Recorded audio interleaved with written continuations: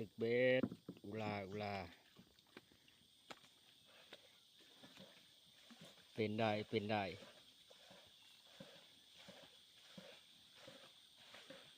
นั่นคือปลาไหมไม่ปลา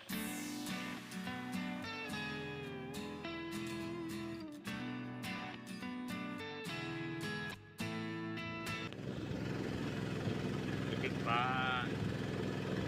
ยอดอุลาบรรยากาศธรรมชาติ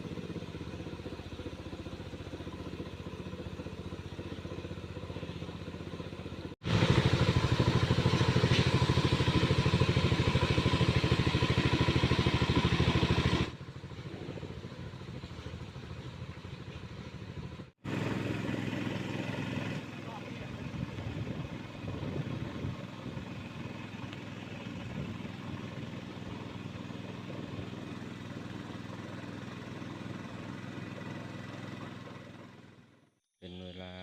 7 โมงแรงนะพวกเราได้ตึกเบ็ดแล้วก็เตรียมที่ใส่เบ็ดปักไปนำนะใส่เบ็ดปักตามด้วยเหยื่อ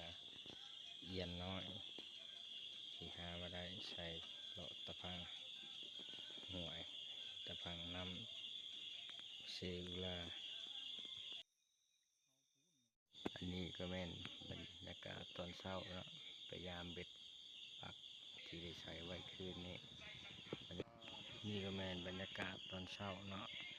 ที่มีหมอกเมฆคลุมไปด้วยหมอกลายเนาะโดยหมอกเมฆเต็มไปหมดจนมือเห็นหอดภูผาป่าไม้เลยเนาะตอนนี้พวกเรากำลังเตรียมตัวพากันย่างกลับเมืองเนาะผลงานก็บ่ได้